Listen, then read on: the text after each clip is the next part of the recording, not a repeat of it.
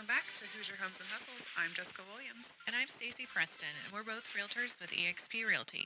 If you're passionate about real estate, local market trends, and the future of housing, you're in the right place. Today we're diving into a super exciting topic. Last month, the National Association of Realtors, also known as NAR, released their top 10 list of housing hotspots for 2025. And guess what? Indianapolis made the list. That's right. We're talking about why Indy is getting national attention as a thriving housing market and what this means for buyers, sellers, and investors right here in central Indiana. But before we jump into the details, let's talk about how the ranking came about. NAR looked at different key factors such as population growth, job market strength, affordability, and even lifestyle perks that make certain cities stand out. That's right. According to the report, Indianapolis, which in this report encompasses our surrounding donut counties, so it's not just Indianapolis, we earned a spot on the list due to strong job growth and housing affordability. Did you know that nearly 42% of the housing inventory is priced below $236,000 here in central Indiana? That makes us especially appealing to first-time homebuyers and young families. We also have fewer locked-in homeowners than the national level.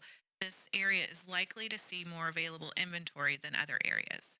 Just for the record, this report shows that the median existing home price nationally is just above $410,000. So that shows how affordable we are compared to some of the other markets. That's great info.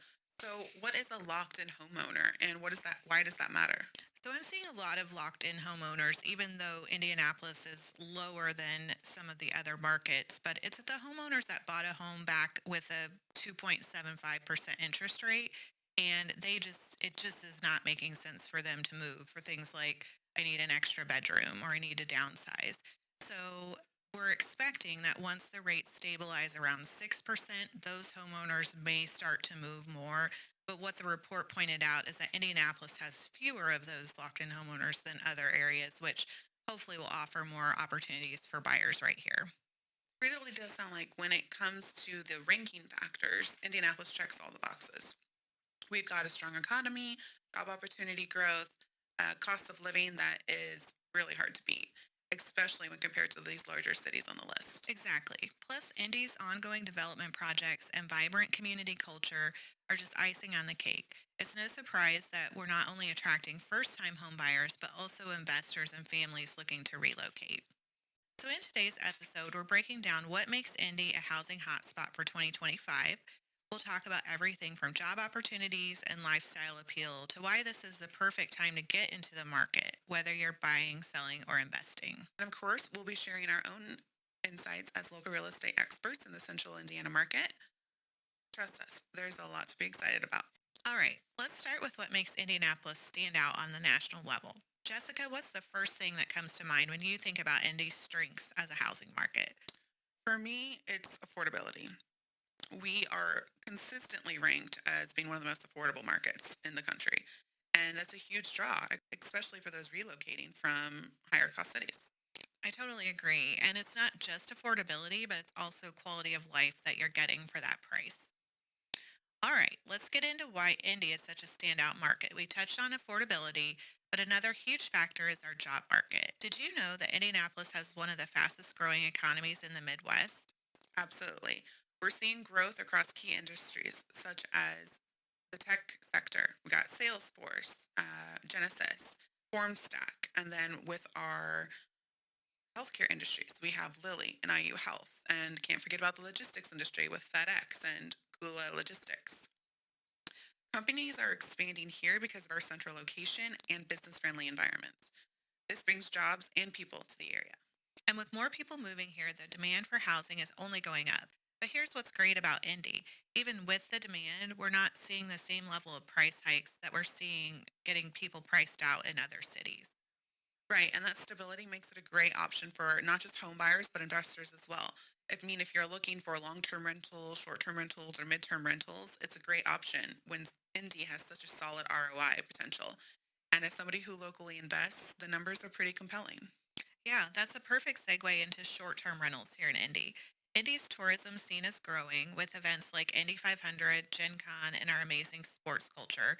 Not to mention, USA Today ranked us as the number one convention city, meaning that we have less seasonality and a more consistent occupancy than other urban markets. It's a great market for investors looking to tap into that visitor base. And it's not just about the numbers. Let's talk about lifestyle. What do you think makes Indianapolis such a great place to live? For starters, we've got a vibrant downtown, great restaurants, and amazing parks, family friendly neighborhoods. Whether you're a young professional, raising kids, or even retired, Indy has something to offer. Exactly. And let's not forget about accessibility.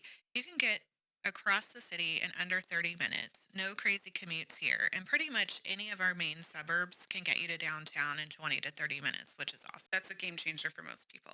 Plus, the cost of living lets you enjoy more of what you want to do. And that's a game changer for most people. Plus, the cost of living lets you enjoy more of what life has to offer. A night out, a weekend getaway, you're not spending every penny on your mortgage. Of course, like any market, Indy is not without challenges. Inventory is tight right now, which means competition can be tough for buyers looking in highly desirable neighborhoods. But on the flip side of that, it's fantastic time for sellers. Homes are moving quickly if you are priced right, the property is updated, it's in the perfect location. You could really capitalize on that demand. Absolutely. And for buyers, the key is working with someone who knows the market, someone who can help navigate the competition and find the right fit. And that's where we come in. We've talked a lot about why Indy is one of the hotspots for 2025, but now let's get into something we're incredibly passionate about.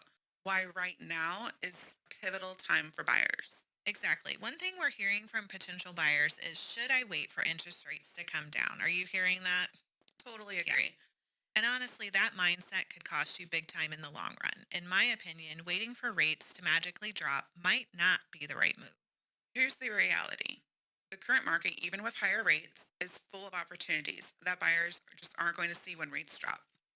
And today we want to break that down for you. Let's talk about the market right now. Higher rates have led to less demand, which is giving buyers more negotiating power. And that negotiating power is translating into real wins for our clients. That's right. Think about it. When demand is lower, sellers are more willing to offer concessions, reduce prices, negotiate a bit more. Plus, there's more inventory to choose from, so buyers can actually take the time to choose a property that suits them best and not feeling like they're settling. Yeah, those are all huge wins. Now let's flip the script. Let's say you wait for rates to drop.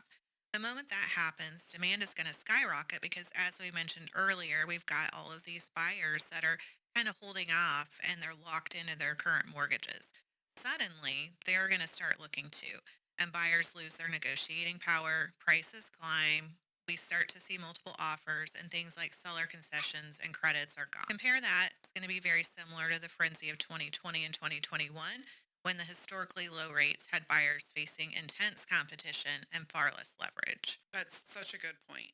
If rates are expected to stabilize around 6%, it could create a more balanced market. While rates might be higher than the extremes we saw during COVID, they're still manageable and offer buyers opportunities to negotiate.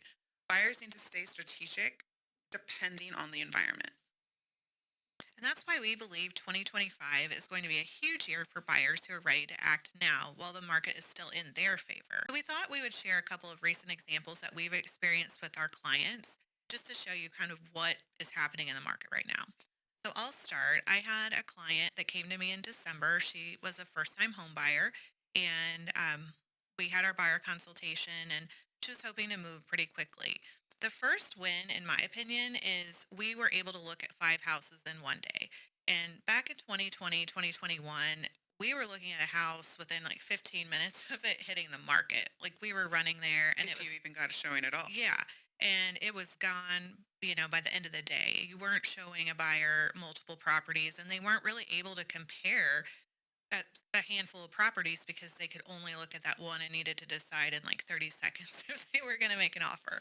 So I think that that's a real win, that you can look, you can take your time, it's not as rushed, and you have some things to choose from. After we looked at the 5 houses that day, we made an offer, and the property we picked had been on the market 90 days. So we came in just a little bit under asking, and we did get it for less than their asking price. The other thing that we were able to do is that we had an inspection, which I know that sounds like something buyers should be doing, But back in 2020, 2021, we were seeing a lot of offers without inspections or as is.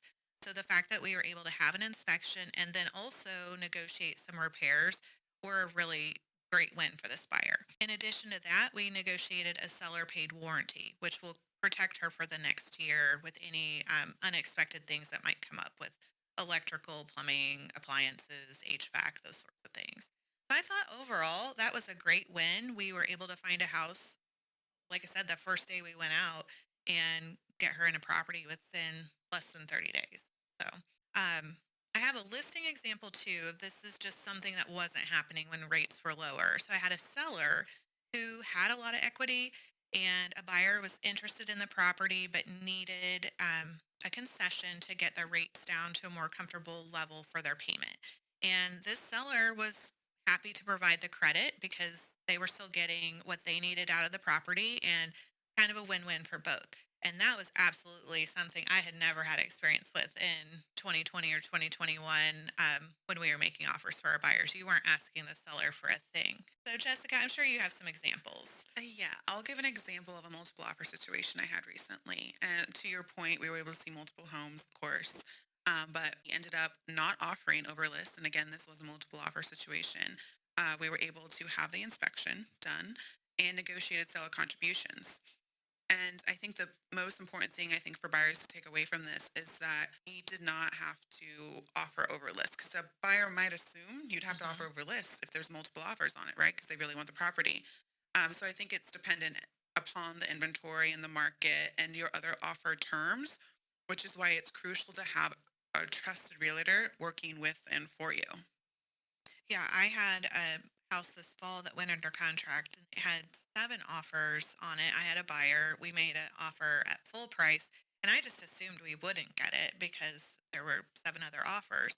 But we actually got the offer because our terms were the cleanest and fastest to closing and all of those things. It wasn't a cash offer, but just a really clean offer. So I think that's a good point that some of our buyers and agents too are a little scarred from that multiple Mhm. offer situation, people offering 20,000, 30,000 over list.